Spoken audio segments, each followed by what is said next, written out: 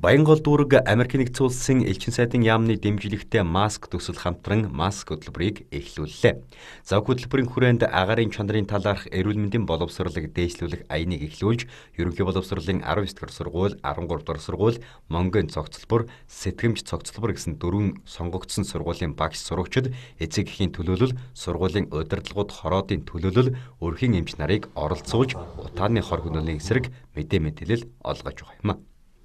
Агаарын бохирдлын холбоотой ер нь бас энэ онлайн мэдлэг ер нь агаарын бохирдлоос яаж сэргийлэх гэдэг хүүхэн тэр талаас нь онлайн мэдлэг олох зорилготой төслийг бас хэрэгжүүлж байна. За дүүргийн хэмжээнд бол ямар ч сэтгэмж салбар, Монгийн за 19, 13 гэдэг энэ дөрвөн сургуулийн нийт 3,000 орчим хүүхдэд бол ямар ч энэ удаагийн хичээл төсөл хэрэгжиж маскаар өнгөө хандна. Хамгийн эхний шатаар юу хийх ёстой гэж бодоод хамгийн эхлээд боловсролыг дэвшлүүлээ.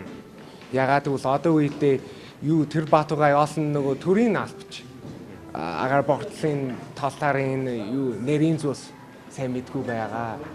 Тэгэхээр бид нар хүүхдүүдэнд хамгийн олонд одоо боловсрол өгөөд нэг үнгүй маск гарт олгоно.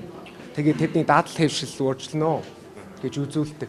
Тэгээ өнгөрсөн 2 жилийн өнгөрсөн 2 уулын турш бид нарын туршил зөндөө хийгээд ер нь үр дүнтэй гэж үзэж байгаа шүү дээ. Маск төслийг хүрээнд хүүхэд багчуудад агаарын бохирдлын хор уршигыг таниулж, бохирдлоос болж учрах эрсдлийг хэрхэн бууруулах талаар сургалт явуулж, агаарын бохирдолтой нөхцөлд хувьхан өөрийгөө болон хайртай хүмүүсээ хамгаалж маск зүүх, гэртээ агаар шүгч тавьж, эрүүл агаарт алхах хэрэгтэйг ойлгуулж байгаа юм. За мөн сургалтын үеэр маск үтсгэлэн гаргаж, дэлхийн стандартын шаардлага хангасан ба хангаагүй маскыг хэрхэн ялгах зэрэг зөвлөгөөг өгч байсан юм.